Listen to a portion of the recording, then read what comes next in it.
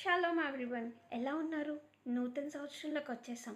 నూతన విధానం, నూతన జీవితం స్టార్ట్ అయిందా లేదా? సేమ్ ఇయర్లానే ఉందా? లాస్ట్ ఇయర్ ఎలా అయితే గడిచిందో ఈ ఇయర్ కూడా అలానే ఉందా?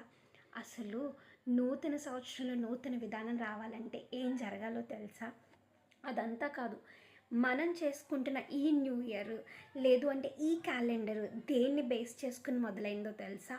మొట్టమొదటిసారి January 1, 2001 అనే ఇయర్ ఎప్పుడు స్టార్ట్ అయిందో తెలుసా?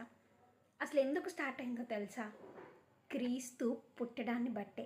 క్రీస్తు పుట్టుకను బేస్ చేసుకుని ఈ క్యాలెండర్ని మొదలుపెట్టాం. అంటే మీకు అర్థమవుతూ ఉందా?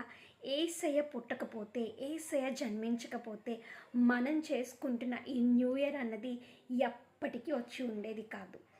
యేసు పుట్టకుండా, యేసు జన్మించకుండా న్యూ ఇయర్ చేసుకుందాము అని అనుకుంటున్నారా? అయితే ఖచ్చితంగా నూతన విధానంలోకి వెళ్ళలేరు. యేసయ్య పుడితే నూతన విధానం ఎలా వస్తుందో చెప్తాను, వినండి. మనందరికీ తెలిసిన జక్కయ్య గారు, పొట్టి జక్కయ్య. ఆ జక్కయ్య ఇంటికి యేసు వచ్చిన తర్వాతనే తన జీవితం నూతనంగా మొదలైంది.